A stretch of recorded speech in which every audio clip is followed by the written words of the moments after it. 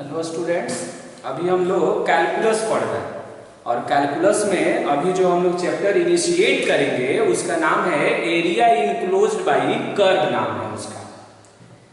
तो एरिया से ऑलरेडी आप फैमिलियर है कि एरिया का मतलब है क्षेत्रफल। इनक्लोज्ड एक वर्ड बोल रहे हैं, तो इनक्लोज्ड का मतलब ये होता है घिरा हुआ। तो अभी हम चैप्टर का नाम लिख रहे हैं, इसका नाम ये है एरिया। एरिया मीन्स क्या होता है हिमांशु? क्षेत्रफल होता है। फिर बोल रहे हैं इनक्लोज्ड।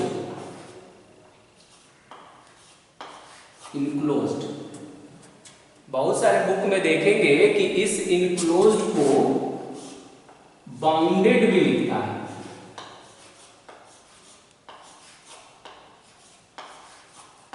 बाउंडेड भी लिखता है, यानी इनक्लोज्ड और बाउंडेड दोनों एक ही वर्ड है। Area enclosed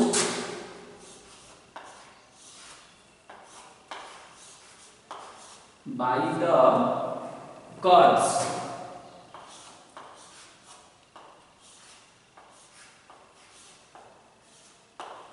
area enclosed by the curves या area bounded by the curves. अब इसमें जो की वर्ड्स है, तो पहला क्या है? एरिया। एरिया का मीनिंग है क्षेत्रफल। इनक्लोज्ड एक वर्ड है। इनक्लोज्ड का मीन्स होता है घिरा हुआ, अंतरित, घेरा हुआ, और वही सेंस जो है बाउंडेड का भी होता है। और यहाँ एक की वर्ड है कर्व। कर्व को हिंदी में क्या बोलते हैं? वक्र बोला जाता है।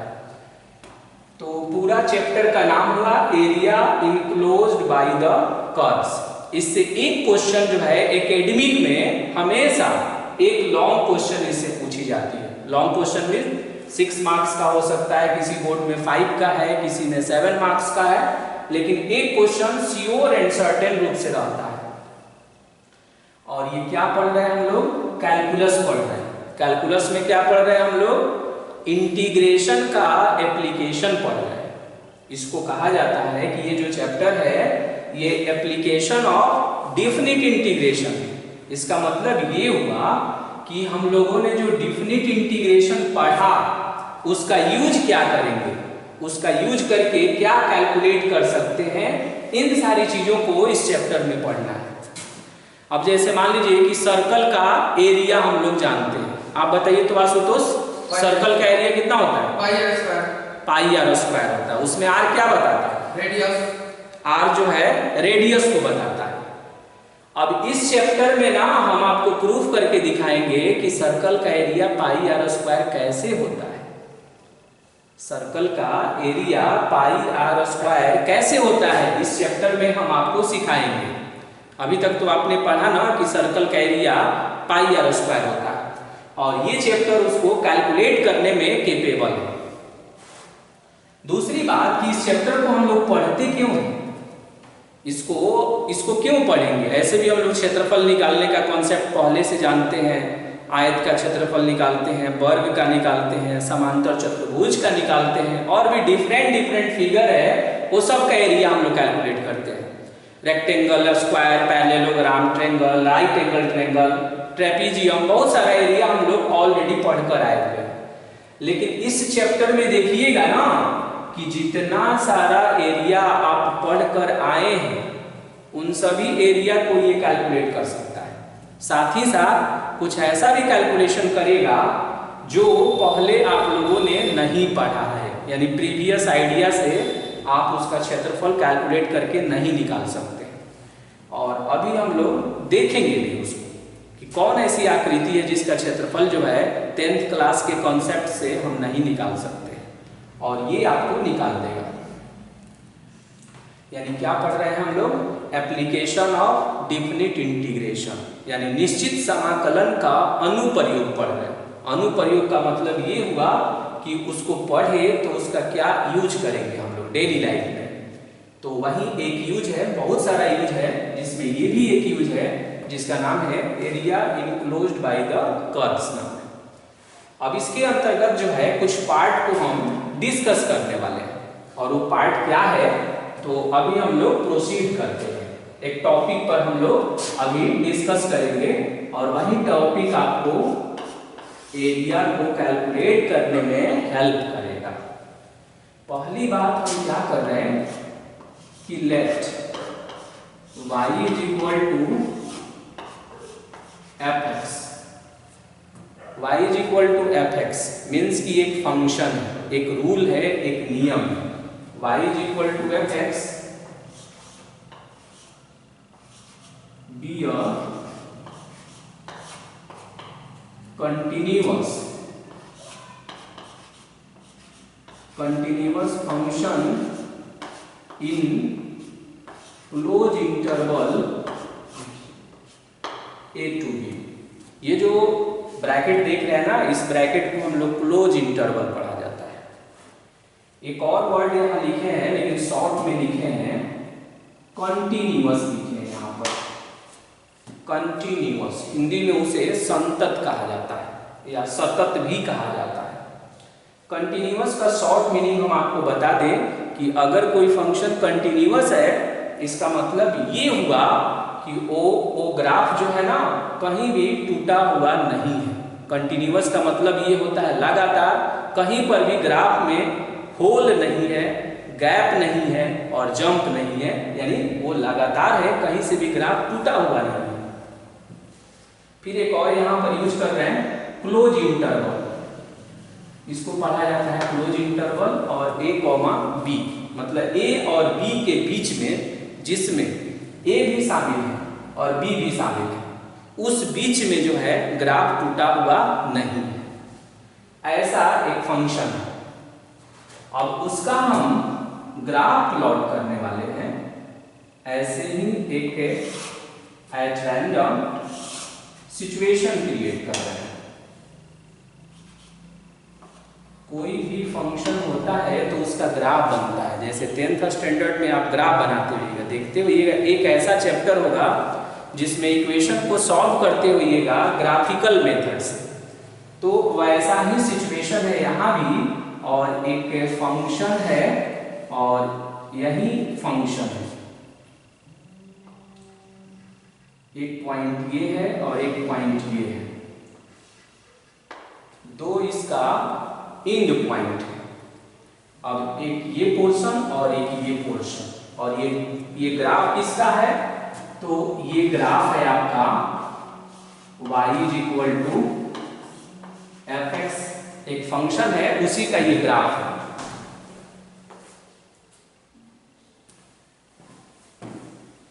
ऐसा हमने एज्यूम कर लिया, ये y is equal to F X function का हमने ग्राफ बनाया। अब आप सोचेंगे कि ऐसा ग्राफ बनेगा, ये मालूम कैसे चलेगा, तो मुझे भी नहीं मालूम चल रहा है, ऐसे ही एट रैंडम हमने ड्रा कर दिया। अब ये कर्व है, ये भी ध्यान रखना है कि y is equal to F X जो है ये कर्व है। जैसे मान ली कि वृत्त है, सर्कल है, तो सर्कल को हम बोलते हैं ना कि वो कर्व है, एक तरह का वक्र है वो। उसी का हो सकता है कि कोई छोटा पोर्शन हो, ये कुछ भी हो, उस पर हमको नहीं डिस्कस करना है। बस ये सोचना है कि ये जो कर्व हमने बनाया ना, ये जो कर्व हमने प्लॉट किया, ये किसका है, y is equal to F X, एक फंक्शन है और उसी का ये प्लॉटिंग है। इसका दो एंड पॉइंट है और यहां से आपको परपेंडिकुलर ड्रा करना है। कहां पर, x एक्सिस पर, और फिर यहां से भी एक परपेंडिकुलर ड्रा करना है। कहां पर, x एक्सिस पर। ये आपका ओरिजिन है, ये x एक्सिस है और ये है आपका y एक्सिस। ये जो पोर्शन आप देख रहे हैं, ये पोर्शन है x एक्सिस का।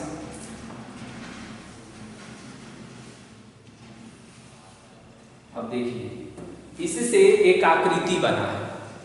तो आप बताइए तो हिमांशु, इस आकृति का क्षेत्रफल अगर निकालना हो तो आप निकाल सकते हैं। बताएंगे कि ये आकृति किसी से मैच कर रहा है क्या, कोई ज्योमेट्रिकल फिगर है, ये रेक्टेंगल है, स्क्वायर है, या राइट एंगल ट्रायंगल है, या ट्रेपीजियम है, बताइए। इसका एरिया कैसे निकालेंगे? अगर आपको इसका एरिया कैलकुलेट करना हो तो कैसे निकालेंगे? पहले इसको रेक्टेंगल में इसको कन्वर्ट कर लेंगे। ओके ठीक है, आपकी बात को हमने मान लिया और यहाँ से हमने एक रेक्टेंगल बना लिया, ठीक है, ये इसका निकल गया। अच्छा टॉप वाले का, टॉप वाले में ध्यान रखना ये लाइन नहीं है, क्या है वो, कर्व, क्या है वो, कर्व। ये जो देख रहे हैं ना ये क्या है, कर्व। तो उसका एरिया नहीं निकाल पाएंगे, तो जब उसका एरिया नहीं निकालेंगे तो दोनों को जोड़ नहीं पाएंगे, तो टोटल एरिया नहीं निकल पाएगा। तो ऐसे पोर्शन का एरिया इन्होंने बोला कि ये नहीं कैलकुलेट हो पाएगा। तो फिर कैसे कैलकुलेट होगा, और इसी को कैलकुलेट करने का कॉन्सेप्ट सिखाएंगे हम आपको कि ऐसी अगर आकृति है तो इसका एरिया कैसे कैलकुलेट करेंगे। अब जब हम इस जो ये बाउंडेड जो रीजन है, उस बाउंडेड रीजन का जब हम क्षेत्रफल निकालने आते हैं तो मुझे यहाँ पर चार तरह की चीजें दिखती हैं। क्या क्या, पहला दिखता है कर्व, पहला क्या दिखा, कर्व। दो पिलर दिखा जो एक्स एक्सिस पर खींचा गया है, दो पिलर दिखा जो एंड पॉइंट से कहां पर खींचा हुआ है, एक्स एक्सिस पर खींचा हुआ है। और ये जो पिलर देख रहे हैं ना, ये वाला, ये जो पिलर है इसको ऑर्डिनेट बोला जाता है। क्या बोलते हैं इसको, ऑर्डिनेट। तो कितना पिलर है इसमें, दो पिलर है, तो हम बोलेंगे कि दो ऑर्डिनेट है। अच्छा ये क्या है, तो आप बोलेंगे कि उस कर्व का ग्राफ है। अच्छा ये पोर्शन क्या है, यहां से लेकर यहां तक एक्स एक्सिस का भाग है, क्या है वो, एक्स एक्सिस का पोर्शन है। यानी हम कह सकते हैं कि जो घिरा हुआ क्षेत्र है वो y = fx से घिरा हुआ है, दो ऑर्डिनेट से घिरा हुआ है, जिसमें एक ये ऑर्डिनेट है और एक ये ऑर्डिनेट है। और किससे घिरा हुआ है, एक्स एक्सिस से घिरा हुआ है। और इसी का एरिया मुझे कैलकुलेट करना है। तो अब जो यहाँ से जब ये पिलर यहाँ पर आया तो इस यहाँ पर कोई ना कोई पॉइंट होगा एक्स एक्सिस पर, तो इस पॉइंट को हमने ए कह दिया, और ये जो पॉइंट है इसको हमने कह दिया बी। क्या कह दिया हमने, बी कह दिया।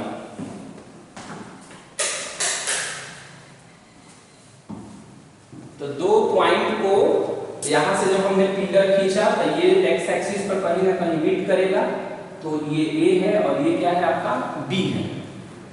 ये जो दोनों ऑर्डिनेट आप देखते हैं ना, ये दोनों ऑर्डिनेट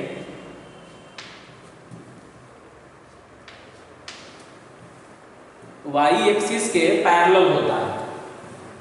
किसके पैरेलल होगा, y एक्सिस के पैरेलल होगा।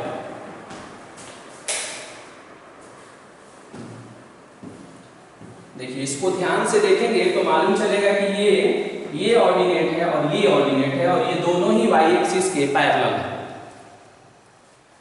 तो जब ये y एक्सिस के पैरेलल होता है तो इसका इक्वेशन ऐसे होता है, जैसे ये कितना है, b है, तो इसका इक्वेशन होता है x = b, और इसका इक्वेशन होगा x = a होता है। ये भी बहुत बड़ा मैजिक है इक्वेशन का। एक आपको एग्जांपल हम देना चाहेंगे इसके लिए। कहीं पर लिखा हुआ है 2x प्लस में 3y = 7। ये किसका इक्वेशन है, लाइन का है, एक सरल रेखा का है। ये सरल रेखा का इक्वेशन है, आपने पढ़ा भी 10th क्लास में। अगर इसमें से y को मिटा दिया जाए, क्या कर दिया जाए, y को मिटा दिया जाए, तो किसको मिटा दिया आपने, y को मिटा दिया। तो जब हम y को इसमें से डिलीट कर देंगे, हटा देंगे, तो जो बचेगा उसका ग्राफ जब बनाएंगे तो डेफिनेटली y एक्सिस के पैरेलल आएगा।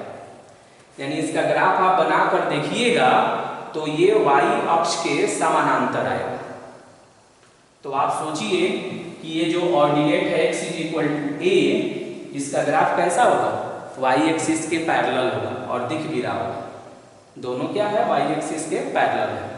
जो नहीं रहेगा, जैसे इसमें y नहीं है तो ये y के पैरेलल होगा।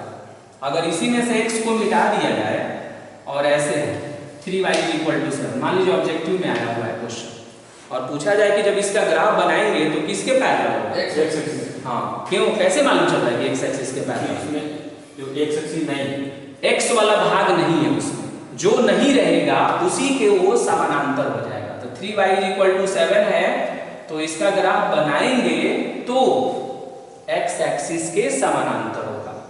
समझ गए इस बात को? हाँ, तो ऐसा इक्वेशन आप लोगों ने देखते होंगे कि ऐसा इक्वेशन आपको मिलता होगा 3y = 7 then y = 7/3 करते होंगे ना ऐसे। तो आप समझ जाइए कि ये किसका इक्वेशन है, लाइन का। किसके पैरेलल होगा?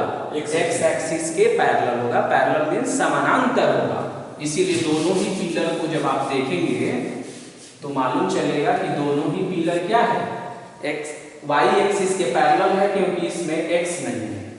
हो गया? और दोनों का नाम क्या है? ऑर्डिनेट नाम है। ये पोर्शन किसका है बताइए? एक्स एक्सिस का पोर्शन।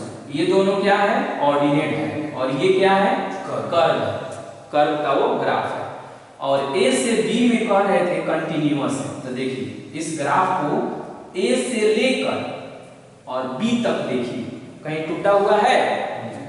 तो ए से बी तक कहीं भी टूटा हुआ नहीं है, तब हम बोलेंगे कि ए से बी तक फंक्शन कंटिन्यूअस है। वही डायलॉग यहाँ बोल रहे थे, शॉर्ट में लिखे हैं CONT, लेकिन पूरा नाम है इसका कॉन्टिन्यूअस। क्या बोलते हैं इसको? कंटिन्यूअस। कंटिन्यूअस शॉर्टकट में एक स्टाइल बता दे कंटिन्यूअस को जानने का। एक मेथड कहता है कि जब कंटिन्यूअस ग्राफ रहेगा तो पेन आपको नहीं उठाना पड़ेगा।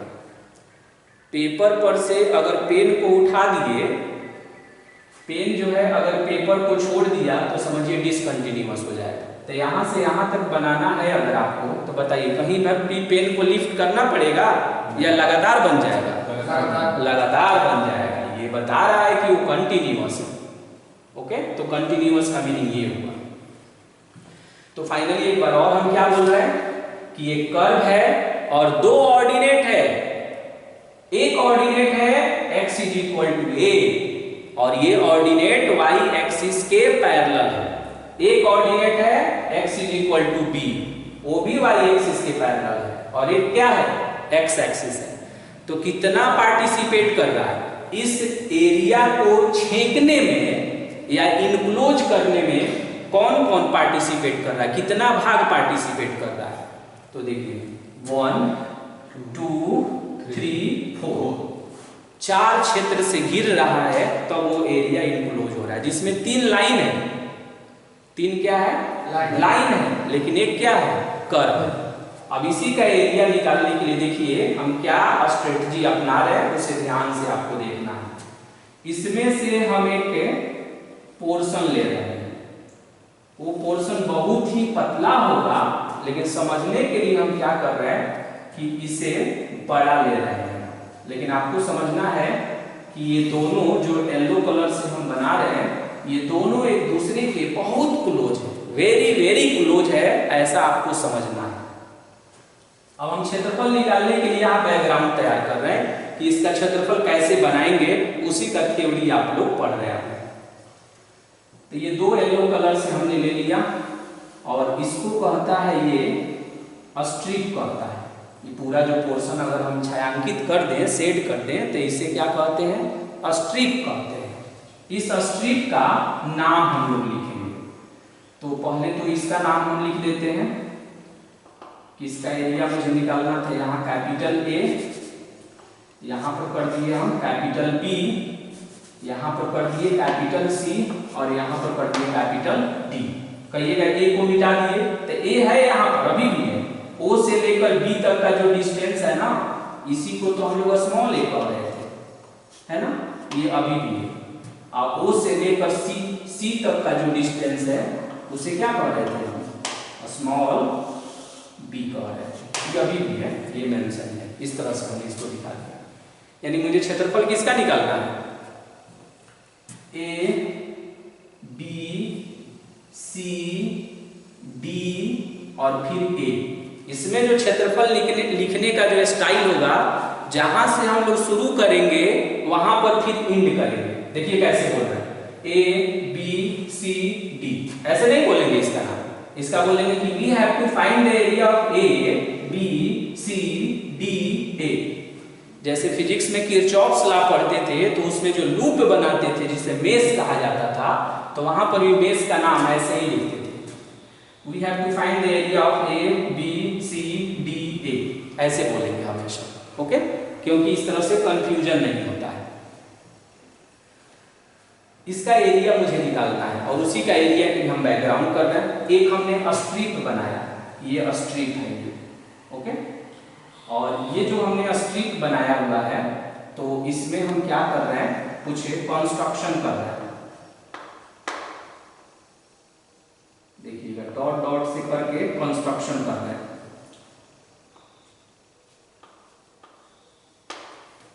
ओके। एक पतला सा स्ट्रिप है, आपको समझना है कि दोनों येलो वाला जो है वो एक दूसरे के बहुत करीब है, एकदम पतला सा। अब जैसे ये मान लीजिए कि चौक है और इसी चौक में से जो है एक इसी तरह का आकार का हम इसमें से बाहर निकाल दिए, एक पतला सा सुई कहा जाए इसमें से निकालिए तो निकाल सकते हैं। अगर मान लीजिए मेटल का बना हुआ रहता तो इसमें हम समझ सकते हैं कि नहीं, पतला पतला बहुत सारा इसमें स्ट्रिप है, तो उसी तरह का इसमें भी बहुत सारा स्ट्रिप है और एक स्ट्रिप जो है हम उसमें से ये चुन रहे हैं। इसका नाम अब लिखिए, तो देखिए ए बी सी डी, यहां तक इंगेज है, तो अब देखिए नाम क्या लिख रहे हैं, ई, और यहां लिख रहे हैं एफ, यहां लिख रहे हैं जी, और यहां लिख रहे हैं H, okay.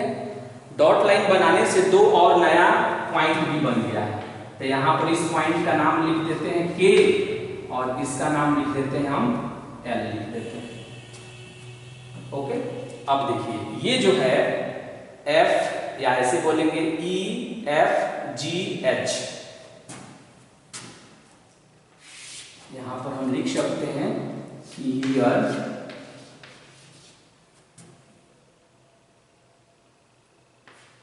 E F G H is a very small strip. Strip का मतलब ये हुआ कि बहुत ही छोटा सा टुकड़ा है उसका, वो जो क्षेत्रफल जितना था ना उसी क्षेत्रफल में से एक छोटे से भाग को हम कंसीडर कर रहे हैं और उस छोटे से भाग पर हम विचार करेंगे। अब देखिए यहाँ पर एक और आपको एजम्पशन करना होगा, हम यहाँ पर ऐसे एज्यूम कर रहे हैं कि f का कोऑर्डिनेट x, y है। f का कोऑर्डिनेट कितना है, x, y है। तो आप बताएंगे कहां से कहां तक x होगा और कहां से कहां तक y होगा, ग्राफ में बताइए कहां से कहां तक x होगा, O से E तक x होगा। गुड, O से लेकर E तक क्या होगा, x होगा। और बताइए E से F तक हाँ y, E से लेकर, या F ही लिख देते हैं, उसको लिख सकते हैं F ही का वैल्यू कितना है, y, ओके। अच्छा ये जो पोर्शन आप देख रहे हैं यहाँ पर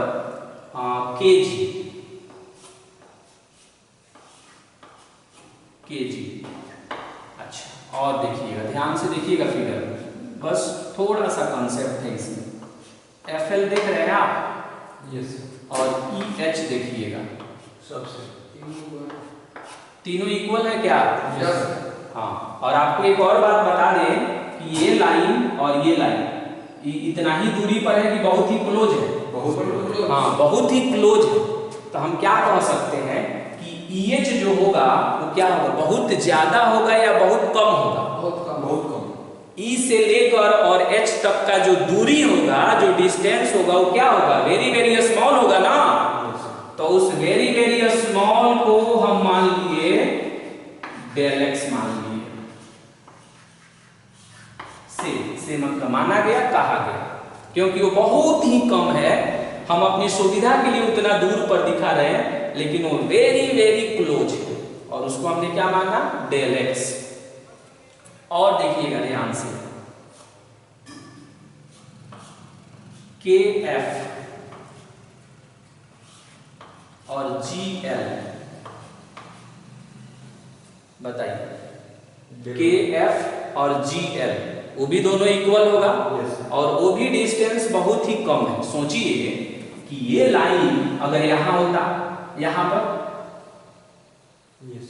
तो वो दूरी बहुत कम होता कि नहीं, वो दूरी बहुत कम हो जाता। तो वो y एक्सिस के अलोंग देख रहे हैं तो उसे हम मान ले रहे हैं डेल y, ऐसा हमने एज्यूम कर लिया।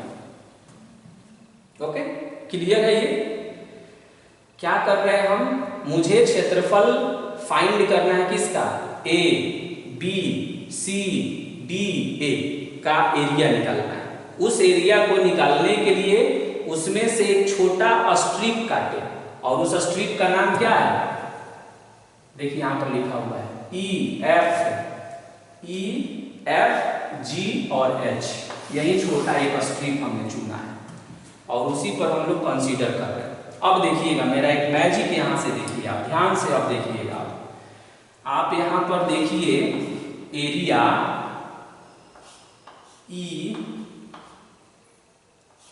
F L H, बताइए E F L H simple figure है, इसके फिर जहां से शुरू किए हैं वहां तक नहीं आ रहा है, एकदम सिंपल बात है। बताइए वो आयत को बता रहा है क्या, है ना, एक रेक्टेंगल। अच्छा गुड, एक और देखिएगा area of E F G H, E F G H, अभी शॉर्ट में ही लिख रहे हैं। इसी का E F G H ये क्या बता रहा है, स्ट्रिप बता रहा है। देखिए ऊपर का strip E F G H, देखिए यहाँ एक छोटा सा स्ट्रिप है, उसका क्षेत्रफल निकाल पाएंगे आप, नहीं निकाल पाएंगे। पहले उसी का हम क्षेत्रफल निकालने पर फोकस कर रहे हैं। और एक और नाम लिखेंगे यहां पर हम, area of E K G H। देखिएगा तीनों को ध्यान से, जब ये कहते हैं तो आपके दिमाग में ये स्ट्रक्चर आ रहा होगा E F L G, फिर एक और बोल रहे हैं देखिएगा E F G H, फिर एक और बोल रहे हैं देखिएगा E K G H। हो गया, कितने वैरायटी का एरिया हुआ इसमें, 3 तरह का हुआ। इसमें बताएंगे सबसे बड़ा क्षेत्रफल किसका है, E K G H। तो हम कह सकते हैं क्या कि इसका जो क्षेत्रफल होगा इससे बड़ा होगा इसका क्षेत्रफल। देखिएगा ध्यान से E F G H, देखिएगा बड़ा होगा क्या, इसकी तुलना में, क्योंकि ये तो यहीं तक ना है, ये तो यहीं तक समाप्त हो गया और दूसरा वाले पोर्शन में तो ये भी आ रहा है ना। इस पोर्शन में देखिए, ये जो पोर्शन है जिसको हम सेट कर दे रहे हैं आपको समझने के लिए,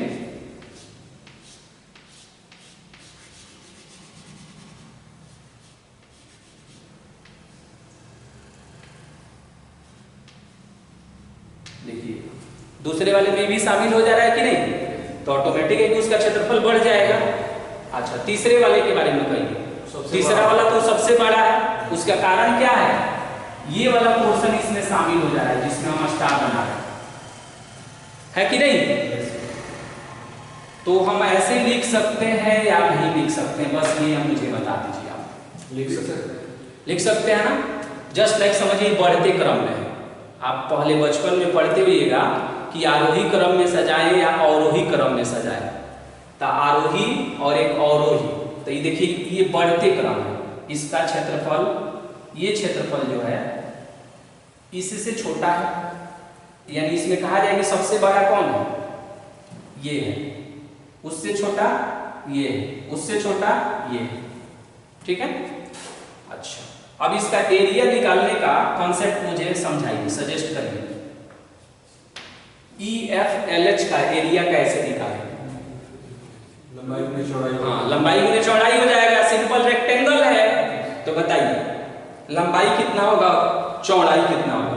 लंबाई A हो जाए नहीं, एफ ही देखिए कितना है, एफ से लेकर ई तक, ए यहाँ देखिए प्लस एफ ही कितना है, वाई वाई है। लंबाई कितना है उसका, वाई। चौड़ाई बताइए, एक्स एक्स थोड़े है, ये चौड़ाई का काम कर रहा है ये, और ये चौड़ाई है तो बहुत कम है ना, तो उसे एक्स माने हैं कि डेल एक्स माने हैं, डेल एक्स माने। तो आयत का क्षेत्रफल क्या पढ़ा आपने, L इंटू बी। तो बताएंगे L का काम कौन किया, वाई वाई। गुड। चौड़ाई का काम del X good, del X हो गया। फिर ये सिंबल, इसका एरिया हम निकालना चाहते हैं, इसलिए उस पर उसके एरिया को तो बताइए EFGH है, EFGH है, उसका क्षेत्रफल मुझे निकालना है। तो आप बताइए कि ये और ये जब बहुत नजदीक हो जाएगा तो उसका क्षेत्रफल क्या होगा, वो भी बहुत कम आएगा। तो उसके क्षेत्रफल को देखिए हम क्या मान रहे हैं, क्या लिखे, डेल ए।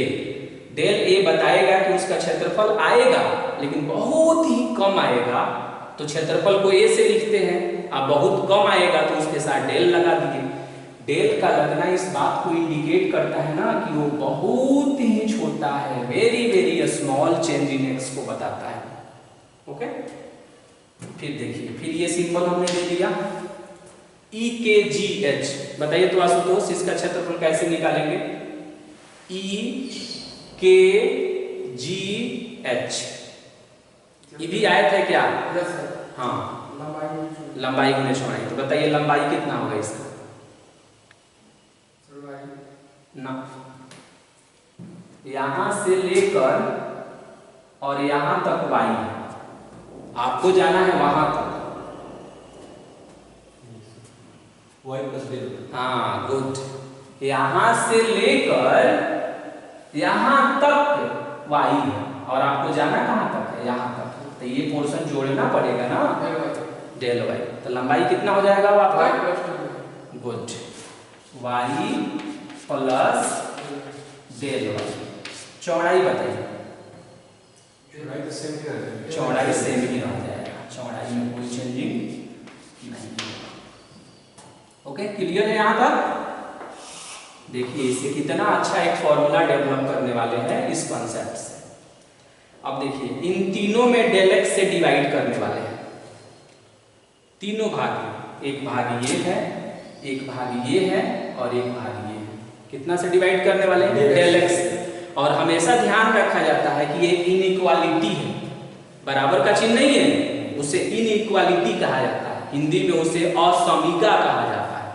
बराबर को बराबर बोलते हैं, उसको बोलते हैं असमीका।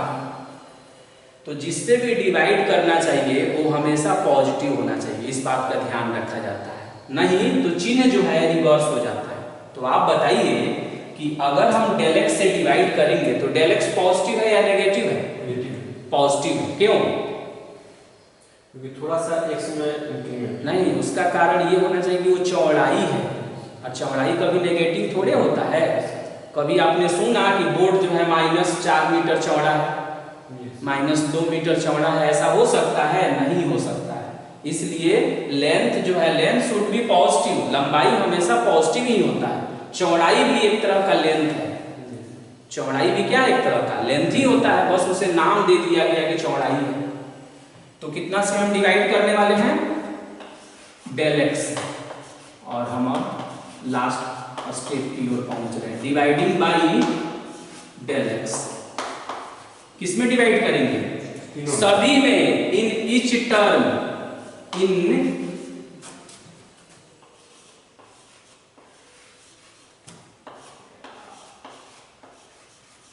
इन ईच टर्म, सभी पदों में डेल एक्स से डिवाइड करिए और बताइए मुझे क्या आएगा, बोलिए आशुतोष, वाई। गुड, नीचे बोलिए उसके जस्ट बाद, del A upon del X. Good, next बताइए, Y plus del Y, Y plus del Y del Y upon del x.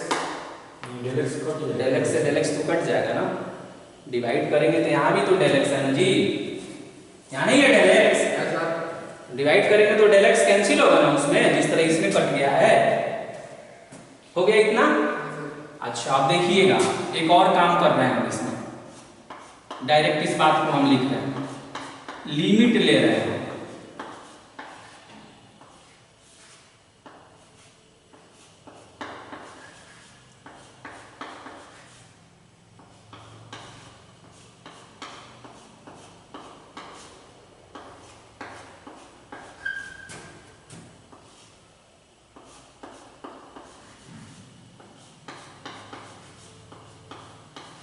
यहाँ कितना है y प्लस डेल। हाँ थोड़ा स्पेस कम है, आप अच्छे से लिख लेंगे y प्लस डेल।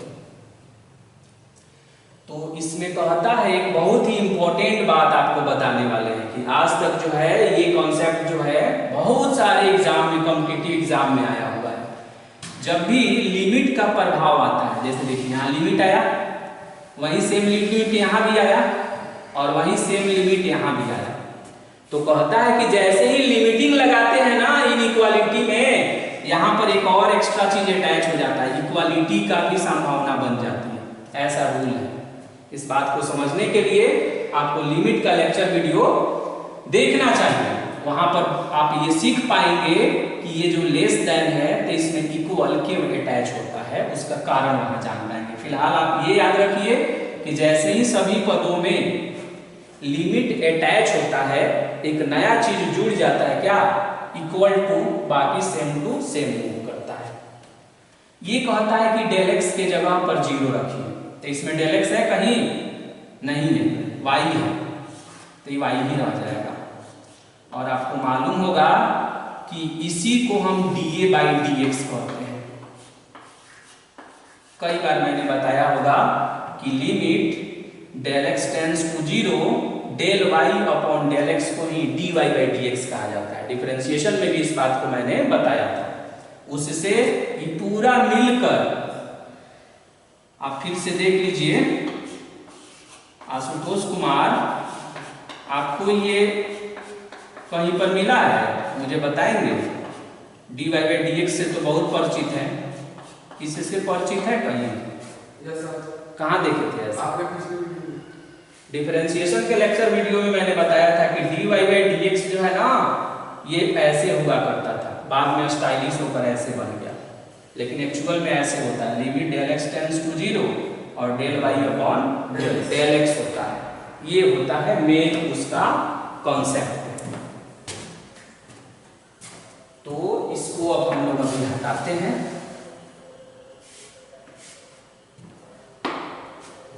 तो ये dA अपॉन dx हो गया। अब देखिए डेल एक्स जब टेंस करेगा 0 की ओर, अब इसका मतलब क्या होता है ग्राफ में हम आपको बता देते हैं। वहां बोल रहे हैं डायलॉग कि डेल एक्स टेंस टू 0, यही ना डेल एक्स है, डेल एक्स और डेल एक्स, यही है डेल एक्स। तो डेल एक्स टेंस टू 0 का मतलब ये हुआ ना कि डेल एक्स बहुत ही छोटा है। डेल एक्स क्या है? बहुत ही छोटा है। तो सोचिए कि जब डेल एक्स बहुत ही छोटा हो जाएगा तो डेल वाई का क्या हालत होगा? सोचिए इस लाइन को पकड़ कर यहाँ रख दे, डेल वाई भी छोटा होगा, डेल वाई भी छोटा होगा।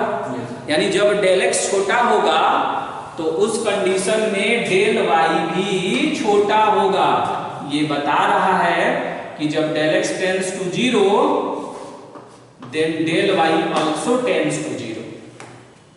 जैसे जैसे डेल एक्स छोटा होगा वैसे वैसे डेल वाई भी छोटा होते चला जाएगा, इसीलिए डेल वाई के जगह पर 0 रख दिया गया।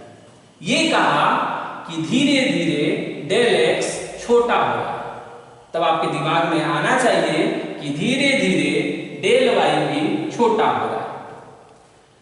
अब देखिए यहां से ये कंक्लूजन निकलता है कि dA बाई dx y के इक्वल है।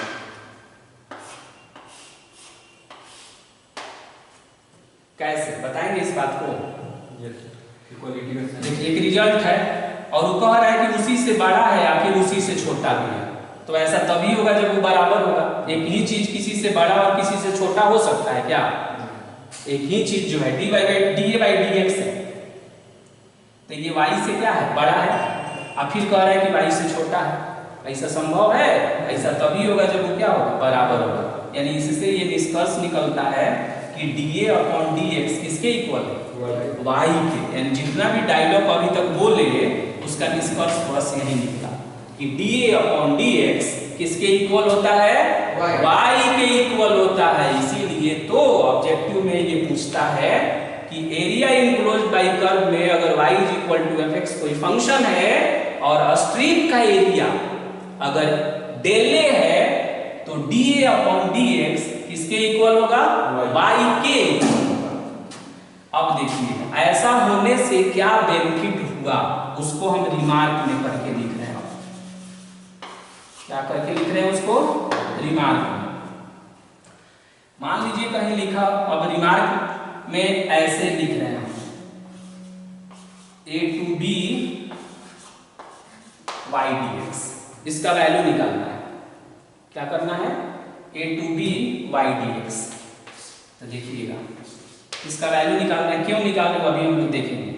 y का वैल्यू बताइए कितना है, dA अपॉन dx, और यहाँ कितना है dx। dx से dx कट गया, बताइए क्या बचा, इधर क्या था, इधर था a से b और कितना y dx, और इधर कितना के इक्वल है, a से b dA, a से बताइए dA का इंटीग्रेशन a होगा, गुड, a होगा a से लेकर b तक। फिर क्या करते थे, b माइनस से नहीं, ये बताता था कि a का वैल्यू निकालिए कब, ये कहता था, इसका मीनिंग यहाँ पर है कि area at b minus area at a, ये नहीं है मीनिंग इसका। अब देखिए कहिएगा इसका क्या अर्थ होगा। तो ये जो स्ट्रिप देख रहे हैं, ये स्ट्रिप जो है दूरी पर नहीं है, ऐसा मानना है कि दोनों सटा हुआ है। तो इस स्ट्रिप को उठाकर b पर रख दीजिए। क्या करिए, इस स्ट्रिप को ऐसे पकड़िए और कहां पर रख दीजिए, b पर। बताइए कौन सा क्षेत्रफल दिखाई देगा, FEC नहीं, ये तो एकदम चिपका हुआ है, ये पूरा चिपका हुआ है। बस इसको एक लाइन की तरह समझिए, बस ये समझिए कि मोटा एक लाइन है, दोनों एक साथ चिपका हुआ है, वो अलग अलग नहीं समझना है। इसको उठाकर यहाँ पर रख दिए तो कौन सा घिरा हुआ क्षेत्र दिख रहा है, ABCDA। क्या, ABCDA, ABCDA, या शॉर्ट में ABCD भी कह सकते हैं। क्या कहना चाह रहे हैं, इसको पकड़िए। ये जो पोर्शन हम देख रहे हैं ना, देखिए एक बार और इसको समझ लेना जरूरी है। ये जो पोर्शन आप देख रहे हैं दूरी पर बनाए हुए हैं, क्यों, क्योंकि रचना करने में आसानी हो, लेकिन वो दोनों क्या है, एक दूसरे के क्लोज है। जस्ट समझना है कि येलो कलर का यहाँ पर एक स्ट्रिप है और इस स्ट्रिप को उठाकर यहाँ रख दिया, तो जो घिरा हुआ क्षेत्र है उसका नाम क्या होगा, बताइए आशुतोष, क्या होगा उसका नाम, एरिया ऑफ ए बी, और पीला वाला वहां पहुंच गया है सी डी ए, जहां से शुरू किए वहां तक लिख दीजिए। अब फिर माइनस है, क्या है, माइनस। पीला वाला को उठाकर यहां पर रख दीजिए। तो देखिए पीला वाला यहां पर पहुंच गया था, यहां पर तो ये पोर्शन घिरा हुआ था, अब ये पीला वाला यहां पहुंच जा रहा है, तो ये व्हाइट वाला और ये पीला वाला के बीच में कितना क्षेत्रफल होगा, फिर से नहीं, एक बार और बोल रहे हैं। ये कौन सा कलर है, व्हाइट। अच्छा, स्ट्रिप कौन से कलर का है, येलो। येलो को उठाकर यहाँ रख दिया, तो व्हाइट और येलो के बीच में जो क्षेत्रफल बना उसका नाम लिख दिया आपने, ABCDA, ठीक है। अब देखिए, अब ये येलो स्ट्रिप है, इसको उठाकर यहाँ रख दिया, तो ये व्हाइट और ये येलो के बीच में कितना क्षेत्रफल बना, हाँ 0 बना, गुड। उसका क्षेत्रफल कितना आ गया, 0। इसका मतलब ये हुआ कि एरिया निकाले हम किसका, ABCDA का, किसके इक्वल आया, A to B Y और यही फॉर्मूला आप रटते हैं इस चैप्टर को पढ़ने के लिए। यही फॉर्मूला आप क्या करते हैं, रटते हैं कि ए बी सी डी ए का एरिया निकालना है तो ए से बी और वाई डी एक्स। और हमेशा हमको ये ध्यान रखना चाहिए कि यहाँ पर जो है x is equal to A and x is equal to B, ये बोथ क्या है, इसका नाम क्या रखे थे, ऑर्डिनेट। क्या है, ऑर्डिनेट से दो है इसलिए इसको ऑर्डिनेट से लिखते हैं। तो हो गया, यानी ए बी सी डी ए का क्षेत्रफल निकालने के लिए फॉर्मूला क्या यूज करेंगे, ए से B Y D X. Y कहां से लाएंगे, जो फंक्शन का जो इक्वेशन दिया रहेगा उसमें से वाई निकालेंगे। क्या बोला मैंने, फंक्शन का जो इक्वेशन रहेगा वहां से वाई निकालेंगे। dx क्या बताता है, किसके रेस्पेक्ट में इंटीग्रेट करना है। ए क्या बता रहा है, लोअर लिमिट। बी क्या है, अपर लिमिट। और यहां देखेंगे तो मालूम चलेगा ए है, यहां से लेकर यहां तक ए है, तो पहला ऑर्डिनेट ओरिजिन से ए दूरी पर है, या दूसरे लैंग्वेज में इसको पिलर भी कहा जाता है। ऑर्डिनेट को पिलर भी कहा जाता है। खंबा जो घर में लगाई जाती है पिलर, तो देखिए पिलर है, ये पिलर मूल बिंदु से कितना दूरी पर है, स्मॉल ए। दूसरा पिलर यहाँ है, मूल बिंदु से कितना दूरी पर है, स्मॉल बी। तो ए लोअर लिमिट है। साथ ही साथ हम ऐसे भी बोलेंगे कि पहला ऑर्डिनेट ओरिजिन से ए दूरी पर है। पहला ऑर्डिनेट ओरिजिन से ए दूरी पर है, दूसरा ऑर्डिनेट ओरिजिन से बी दूरी पर है। कुछ राइटर ऐसे भी आपको लिखते हुए मिल जाएंगे। बी देख रहे हैं, बी का कोऑर्डिनेट कितना होगा, सजेस्ट करिए तो कोई, A0। हाँ बोल, बी का कोऑर्डिनेट कितना होगा, A0। क्यों, क्योंकि x एक्सिस पर है तो y कोऑर्डिनेट 0 होगा ना। अच्छा, C का कोऑर्डिनेट बताइए, B0। हाँ गुड, B0। इसका मतलब ये हुआ कि ये जो पिलर हम खींचते हैं ना, तो पिलर का जो फुट होता है, पिलर का क्या होता है, फुट होता है, फुट का x कोऑर्डिनेट देखा जाता है। फिर दूसरे वाले पिलर का जो फुट होता है उसका भी क्या देखा जाता है, x कोऑर्डिनेट देखा जाता है, और उसी को लोअर और अपर लिमिट बनाई जाती है। उसी को लोअर और अपर लिमिट बनाई जाती है। और इस तरह से ये थ्योरी आपका कंप्लीट हुआ। और यही दो फॉर्मूला है मेरे पास, बस इस चैप्टर में यही दो फॉर्मूला, एक ये है और एक ये है।